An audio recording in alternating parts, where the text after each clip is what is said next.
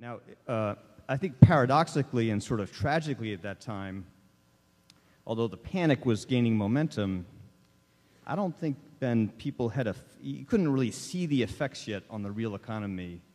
They weren't that evident yet, and the run wasn't visible either. It wasn't like there were bank lines across the country. It was more of an invisible run. So even though we were at the maximum point of danger, Hank Paulson said later that we were 3 days away from ATMs not working. Even though we were at that point of maximum danger, I don't think people felt it. And even after Lehman, remember the initial reaction was the New York Times editorial page and the Wall Street Journal editorial page, they rarely agree, they were thrilled that Lehman failed, because at that moment the country was still caught up in a understandable but pretty misplaced moral hazard fever. People still felt at that point the losses that were beginning across Wall Street were just and welcome, were necessary, desirable, and would not affect us, would not affect the average person. So it was like a perilous moment for the world and for the world economy and for us at a time when people still, I think, couldn't feel the risk to the livelihood of the average person.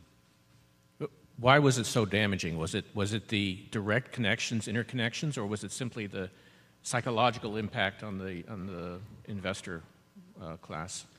Well, I think I'm going to borrow something that you've referred to before, but I think if you look at let's go to the magnitude of the financial shock. Let's think of it that way. If you look at the size of the loss of wealth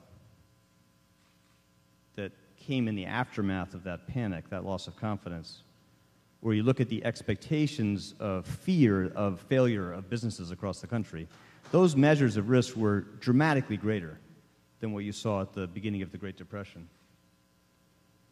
So why was it so severe, that collapse in confidence?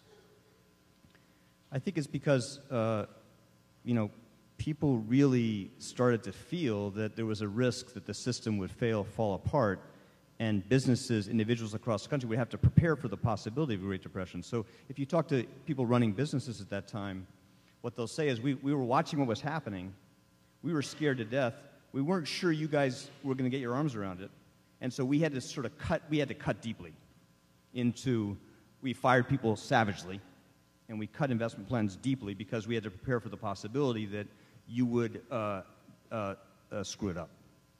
And because people felt we were behind the curve, and the country was caught in this understandable populist moral hazard fever, Congress was not eager to act to equip us with better authority, and they were scared to death. So I think that thing built on itself and was reinforcing, and you had that vicious cycle where fear of recession creates fear of losses in the financial system, which creates pullback, which creates greater pressure on the economy, and that is reinforcing and terribly dangerous.